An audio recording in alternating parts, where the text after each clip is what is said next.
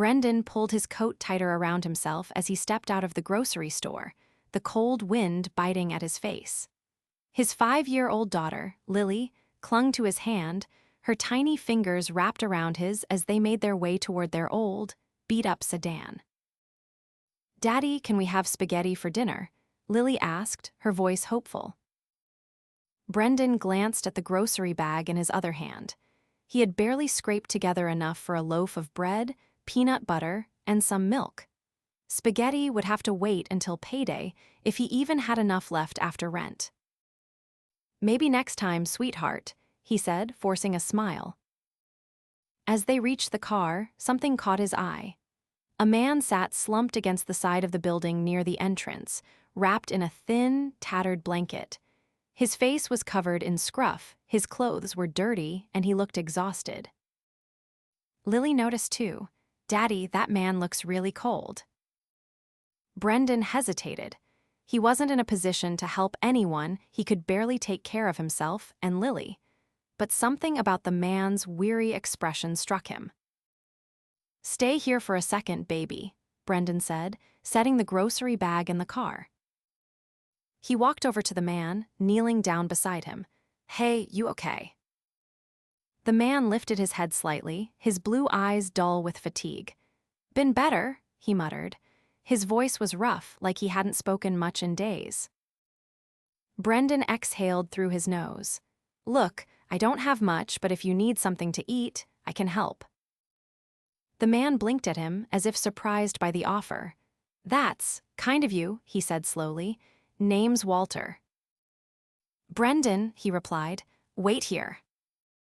He walked back to the car, grabbed the loaf of bread and peanut butter, and returned. "It's not much, but it'll get you through the night." Walter took the food, his hands trembling slightly. "Thank you," he said, his voice thick with something Brendan couldn't quite place. "Daddy, is he going to be okay?" Lily asked softly from the car. Brendan looked at Walter, then back at his daughter. "I hope so, sweetheart." Walter gave a small nod, as if acknowledging the unspoken concern. "I'll be all right," he assured her. Brendan hesitated again before pulling off his coat. It was his only good one, but Walter needed it more. He draped it over the man's shoulders. Walter's eyes widened. "You don't have to do that." "It's fine," Brendan said, "just trying to help." Walter stared at him for a long moment before nodding. "You're a good man, Brendan." Brendan didn't feel like a good man. He felt like a man barely keeping his head above water. But as he watched Walter pull the coat tighter around himself, he felt something he hadn't in a long time. He felt like he had made a difference. As Brendan steered the car onto the road, Lily sat quietly in the back seat, staring out the window. The sight of Walter seemed to weigh on her mind, and Brendan hated that she had to see how harsh the world could be. She was too young to worry about things like that. After a few minutes, she finally spoke. "Daddy, where does that man sleep?" Brendan gripped the wheel a little tighter. "Probably wherever he can, sweetheart. Maybe a shelter, maybe under a bridge. It's not easy for people without a home." She was quiet for a moment. "Do you think he has a little girl too?" Brendan swallowed hard. He didn't know Walter's story, but the thought of him having a child out there somewhere, maybe wondering where her father was, made his chest tighten. "I don't know," he admitted, "but I hope not. No one should have to go through that." Lily nodded slowly and went back to watching the passing buildings. When they pulled into the driveway of their small rental house, Brendan exhaled. The place wasn't much, but it was theirs, at least for now. He had been late on rent last month, and his landlord had already warned him there wouldn't be much leniency if it happened again. He helped Lily inside, setting the grocery bag down on the counter. The house was quiet, save for the hum of the old refrigerator and the occasional creak of the walls against the wind.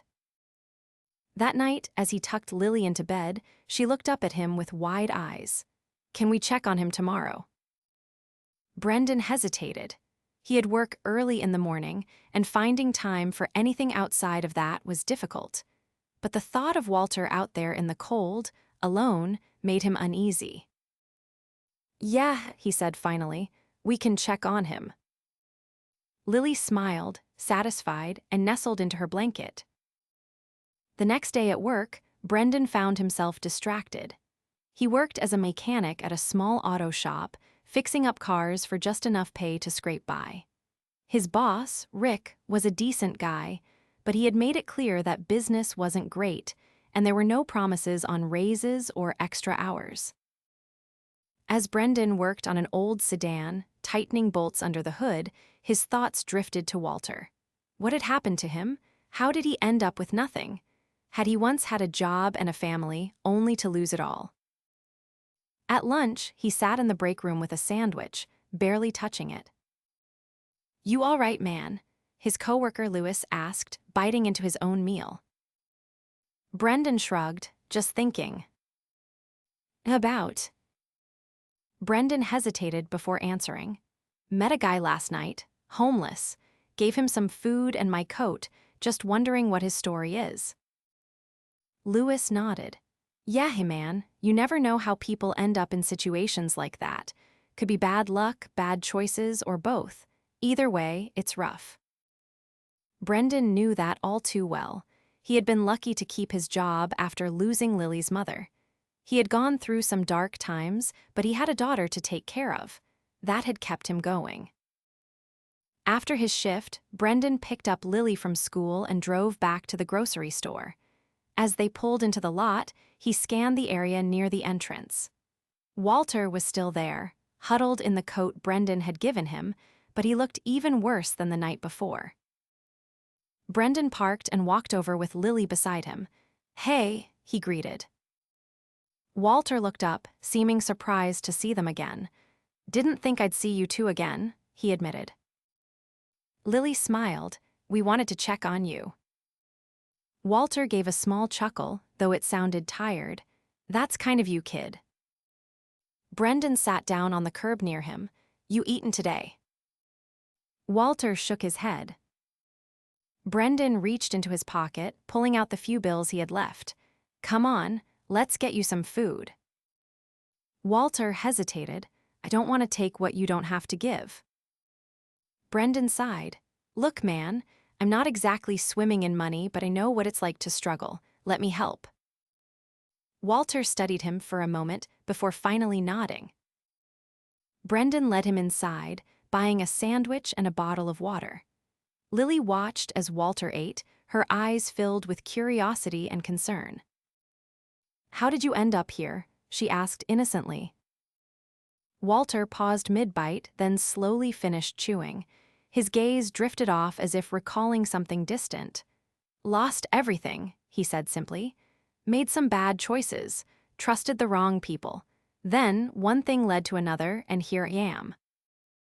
Brendan nodded, understanding more than he wanted to admit. "Do you have a family?" Lily asked. Walter's jaw tightened slightly. "Had one once." Brendan could sense there was more to that story, but he didn't push. After Walter finished eating, Brendan handed him a few more dollars. "This won't fix everything, but maybe it'll help a little." Walter took the money reluctantly. "You don't even know me. Why are you doing this?" Brendan exhaled. "Because I know what it's like to need help and not have anyone to turn to." Walter looked at him for a long moment before nodding. "Not many people would do what you're doing." Brendan shrugged. "Maybe more should." As they left, Walter called out to them. "Thank you, Brendan, and you too, little one." Lily beamed. "You're welcome." On the drive home, Brendan couldn't shake the feeling that there was more to Walter than he let on. But for now, he was just glad the man had a full stomach, even if only for one night. Brendan didn't see Walter for the next few days, though he found himself looking every time he drove past the grocery store. The weather had turned even colder, and he worried about how the man was faring without proper shelter. He told himself he had done what he could, but something about Walter stuck with him, like an unfinished story waiting for its next chapter. Then, on a Friday evening after work, as Brendan pulled into the lot to grab a few essentials, he spotted him again. Walter was sitting on the same patch of pavement, his back resting against the brick wall. His posture was more slumped than before, and his hands were tucked deep into the sleeves of Brendan's old coat. Brendan parked and walked over. "Hey, Walter." The older man looked up, his face weary. "Didn't think I'd see you again." Brendan crouched beside him. "You all right?" Walter let out a short, humorless breath, as all right as a man can be when he's sleeping on concrete. Brendan hesitated, then sat down next to him. The cold from the pavement seeped through his jeans almost instantly. "Listen," he said after a moment, "I don't have much, but I've got a couch. It's not fancy, but it's warm." Walter turned his head, studying Brendan carefully. "You don't even know me," he said, the same words he had spoken before. Brendan nodded. "You're right, but I know you're a person who needs help, and I can't just walk away knowing have a roof over my head while you're out here freezing." Walter's lips pressed into a thin line. He seemed to battle something internally, like he wasn't used to accepting kindness. Then, after a long pause, he gave a slight nod. Brendan helped him to his feet. Lily was waiting in the car, and when Walter slid into the passenger seat, she grinned. "You're coming with us." Walter gave a small nod. "Your dad's got a good heart, kid." She beamed. "I know." As they drove home, Brendan caught Walter glancing around the car. His expression was unreadable, but there was something thoughtful in his eyes. When they arrived at the house, Brendan led him inside. "It's nothing fancy," he said, setting his keys on the counter, "but it's home." Walter took in the small but tidy living space. The furniture was worn, the walls had seen better days, but it was clear that the house was filled with warmth. Lily ran off to her room, leaving the two men alone. Brendan grabbed a blanket from the closet and dropped it on the couch. "You can stay here for a bit, at least until we figure something out." Walter sat down slowly, running a hand over the fabric. "You don't worry about bringing a stranger into your home." Brendan shrugged. "Trust my gut, and my gut says you're not a bad guy." Walter chuckled softly. "Your gut might be too trusting." Brendan sat down across from him. "So, what happened?" Walter was silent for a long time. Then he sighed. "I lost everything," he admitted. "Had a life once, a good one, but I made mistakes. Trusted the wrong people, thought I had control when I didn't." Brendan waited, not wanting to push too hard. Walter continued, his voice quieter. "One day, it all collapsed. I went from having more than I knew what to do with to nothing, just like that." Brendan frowned. "More than you knew what to do with?" Walter gave a small, almost amused shake of his head. "Let's just say, I wasn't always sitting outside grocery stores begging for scraps." Brendan narrowed his eyes slightly but didn't press. He could tell there was more to the story, but Walter wasn't ready to share it all. Instead, he leaned back in his chair. "Well, whatever happened, you're not alone now." Walter looked at him, something unreadable in his expression. Then, after a long pause, he nodded. "Thanks, Brendan." That night, Brendan lay in bed, staring at the ceiling. Something about Walter's words lingered in his mind. He hadn't spoken like a man who had simply fallen on hard times. He spoke like someone who had lived an entirely different life before it all crumbled. But Brendan wasn't one to pry. If Walter wanted to tell him, he would. Until then, he was just a man in need of a second chance. And Brendan knew, all too well, how valuable those were. Brendan woke up to the smell of coffee. For a moment, he thought he was dreaming he hadn't bought coffee in weeks, choosing instead to stretch his budget on more essential groceries. But as he sat up and rubbed his eyes, he heard movement in the kitchen. He walked out of his bedroom to find Walter standing by the stove, stirring something in a pan. A steaming pot of coffee sat on the counter, and the scent of eggs filled the air. Brendan blinked in surprise. Morning.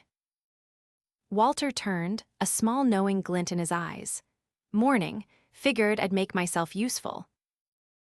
Brendan glanced at the table, where Lily was sitting with a plate of eggs and toast. She grinned up at him. Walter's a really good cook. Brendan sat down, still processing the scene. Where'd this come from? Walter poured him a cup of coffee. I had a little saved up, he said casually. Figured I owed you a meal. Brendan accepted the cup, taking in the warmth. He wasn't sure if he believed Walter had money tucked away, but he wasn't about to argue over breakfast. As they ate, Walter seemed more at ease than before. He asked Lily about school, listened as she rambled excitedly about her latest art project, and even chuckled at her stories. It was the most comfortable Brendan had seen him since inviting him in. After breakfast, Brendan cleared the plates while Walter sipped his coffee. The older man leaned back in his chair. You work today? Brendan nodded. Yeah, got a full schedule at the shop. Walter studied him for a moment. You like it? Brendan shrugged. It pays the bills, most of them anyway. Walter tapped his fingers on the table. Ever thought about doing something else? Brendan scoffed. I don't exactly have a list of options, Walter. Walter didn't push, but something about his expression made Brendan feel like he was holding something back. Later that day, Brendan dropped Lily off at school before heading to work. The shop was busy, and he barely had time to think between customers, but Walter's question lingered in his mind. Ever thought about doing something else? The truth was, he had. He had always wanted to open his own garage, to be his own boss instead of scraping by under someone else's roof. But dreams like that required money he didn't have. By the end of the day, Brendan was exhausted. He clocked out, rubbing a sore spot on his shoulder, and headed home. As he pulled into the driveway, he noticed a sleek, black car parked outside the house. His stomach tightened. He wasn't expecting visitors. As he stepped inside, he found Walter standing in the living room, talking to a man in a tailored suit. The man turned when Brendan entered, a polite but firm expression on his face. Brendan, Walter said, his voice steady. Meet Alan, he works for me. Brendan frowned. Works for you? Alan gave a small nod. Yes, Mr. Wallace asked me to come by. Brendan turned to Walter. Wallace. Walter exhaled, setting his coffee cup down. There's something I haven't told you. He looked Brendan in the eye. I'm not just some guy down on his luck. I used to own a company, a big one. Investments, real estate businesses. I had more money than I knew what to do with. Brendan stared at him, trying to process the words. What happened? Walter's gaze darkened slightly. I trusted the wrong people. A business partner took advantage of me, siphoned money, made bad deals in my name. By the time I realized it, I had lost everything. He paused. Or at least that's what I thought. Brendan listened in stunned silence. Walter continued, his tone calm. Turns out, I still had some assets under a separate trust. I didn't know until recently. Alan stepped forward, pulling out a folder. Mr. Wallace has regained access to a substantial portion of his wealth, and he has made a decision regarding you. Brendan felt his stomach tighten. Me. Walter nodded. Brendan, you helped me when you had nothing to give. You gave me food, your coat, you even opened your home to me. No one else did that. Brendan swallowed hard. Walter, I didn't do that expecting anything in return. I know, Walter said, and that's exactly why I'm doing this. Alan opened the folder, revealing a check. He handed it to Brendan. Brendan hesitated before looking down. His breath caught in his throat. The check was made out to him for $50,000. His hand shook slightly. Walter, this is too much. Walter met his gaze. No, it's not. You gave me kindness when I had nothing. This is me giving you a chance at something better. Brendan felt his throat tighten. $50,000. That was more than he had ever seen in his life. It was enough to catch up on rent, pay off debts, and maybe just maybe start the garage he had always dreamed of. He looked at Walter, his voice quiet. I don't know what to say. Walter smiled, the first genuine one Brendan had seen from him. Then don't say anything, just do something good with it. Brendan exhaled sharply, overwhelmed by the weight of what had just happened. Walter clapped him on the shoulder. You gave me hope when I had none, Brendan. Now I'm giving it back to you. Brendan gripped the check, his mind spinning. He had taken in a homeless man, but that man wasn't just anyone. He was a billionaire in disguise. And now, because of one act of kindness, Brendan's life was about to change forever. Brendan sat at the kitchen table long after Walter and Alan had left, the check still in his hand. It felt surreal, as if at any moment he would wake up and find himself back in the struggle he had known for so long. He turned it over, running his fingers along the paper, half expecting it to vanish like a dream. But it was real. So was the opportunity it brought. Lily wandered into the room, rubbing her eyes from a nap. She climbed into the chair across from him and swung her legs. Did Walter find a new place to stay? Brendan nodded slowly, still processing everything. Yeah, sweetheart, he's going to be okay now. Lily rested her chin on her hands. Good, I liked him. Brendan smiled softly. Me too. She tilted her head, noticing the paper in his hands. What's that? He hesitated before folding it carefully. Something that's going to help us a lot. Lily accepted the answer without further questions, trusting him completely. Brendan wished he had the same level of certainty about what to do next. That night, he barely slept. His mind raced with possibilities. Paying off overdue bills, securing a better future for Lily, maybe even starting the garage he had always dreamed of. The thought made his pulse quicken. Could he really do it? By morning, he had made up his mind. He quit his job at the auto shop.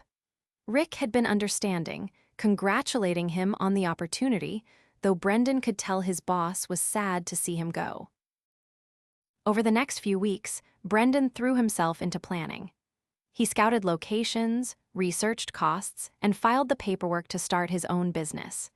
It was daunting, but for the first time in years, he felt like he was moving toward something instead of just surviving. He found a small but sturdy garage on the edge of town that had been sitting vacant for months. The rent was reasonable, and with careful budgeting, he had enough left to buy the essential tools and equipment. He spent long nights cleaning it up, painting the walls, and making it his own. Word spread quickly. People in town knew Brendan as a hardworking mechanic, and when they heard he was opening his own shop, customers started trickling in before the sign was even hung on the door. It wasn't long before he was busier than he had ever been. One afternoon, as Brendan wiped grease from his hands, a familiar voice called his name. He turned to see Walter standing in the doorway, dressed in a clean, well-tailored coat, looking like a completely different man from the one who had once huddled outside the grocery store. Brendan grinned. Walter. Walter stepped inside, glancing around the shop. Looks like you've been busy. Brendan nodded. Yeah, took your advice, thought about doing something else. Walter chuckled. Looks like you made the right choice. Brendan leaned against the counter, studying the man who had once been a stranger. How about you? Things working out? Walter exhaled, nodding. Better than I expected. I've been putting things back in order, trying to rebuild what I lost. But you know something? Of all the things I've had, getting my life back on track doesn't feel as good as knowing helped you do the same. Brendan crossed his arms. You didn't have to do what you did, you know. Walter met his gaze. Neither did you. Silence stretched between them, filled with understanding. Then Walter pulled something from his pocket and set it on the counter. Brendan looked down to see a key. Brendan raised an eyebrow. "What's this?" Walter smiled. "I bought the building, thought you might want to own this place instead of renting." Brendan's eyes widened. "Walter can't." Walter held up a hand. "It's not a gift, it's an investment. You run the shop, make it grow. If down the line you want to buy it from me at a fair price, we'll talk. But for now, consider this a step toward something bigger." Brendan picked up the key, turning it in his fingers. It was one thing to work for himself, but to own the place to have something permanent was more than he had dared to hope for. He looked up at Walter, gratitude heavy in his chest. "I don't know how to thank you." Walter smiled. "Just keep paying it forward." Brendan nodded, knowing he would. As Walter turned to leave, he paused at the door. "You know, Brendan, sometimes the hardest times in our lives lead us exactly where we're meant to be."